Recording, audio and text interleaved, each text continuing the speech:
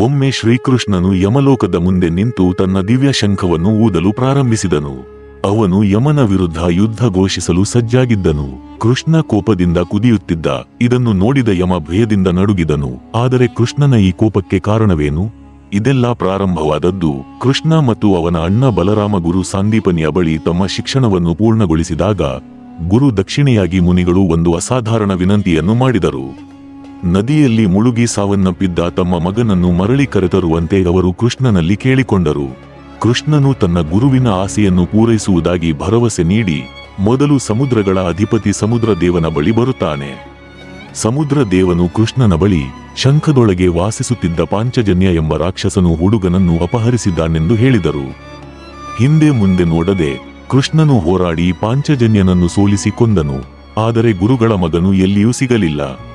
ಅವನು ಈಗಾಗಲೇ ಸತ್ತಿದ್ದಾನೆಂದು ತಿಳಿದು ತನ್ನ ಮಾತನ್ನು ಉಳಿಸಿಕೊಳ್ಳಲು ದೃಢನಿಶ್ಚಯದಿಂದ ಕೃಷ್ಣನು ತನ್ನ ದಿವ್ಯ ಶಂಖವನ್ನು ಊದುತ್ತಾ ಯಮಲೋಕಕ್ಕೆ ನುಗ್ಗಿದನು.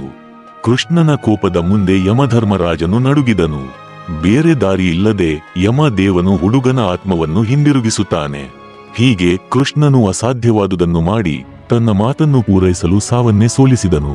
ಈ ಕಥೆಯು ಶ್ರೀಮದ್ ಭಾಗವತ ಪುರಾಣದ ದಶಮ ಸ್ಕಂದ ಅಧ್ಯಾಯ 45ರಲ್ಲಿ ಉಲ್ಲೇಖಿಸಲಾಗಿದೆ. ಈ ಕಥೆಯು ಕೃಷ್ಣನು ತನ್ನ ಭಕ್ತರಿಗಾಗಿ ಎಷ್ಟರ ಮಟ್ಟಿಗೆ ಹೋಗುತ್ತಾನೆ ಎಂಬುದನ್ನು ತೋರಿಸುತ್ತದೆ. ನಿಮಗೆ ಈ ವಿಡಿಯೋ ಇಷ್ಟವಾಗಿದ್ದರೆ ಲೈಕ್ ಹಾಗೂ ಶೇರ್ ಮಾಡಿ. ಇಂತಹ ಮತ್ತಷ್ಟು ಕಥೆಗಳನ್ನು ಕೇಳಲು ನಮ್ಮ ವೆಲ್ವೆಟ್ ಲೆನ್ಸ್ ಕನ್ನಡ ಚಾನೆಲ್ನ ತಪ್ಪದೆ ಸಬ್ಸ್ಕ್ರೈಬ್ ಮಾಡಿ.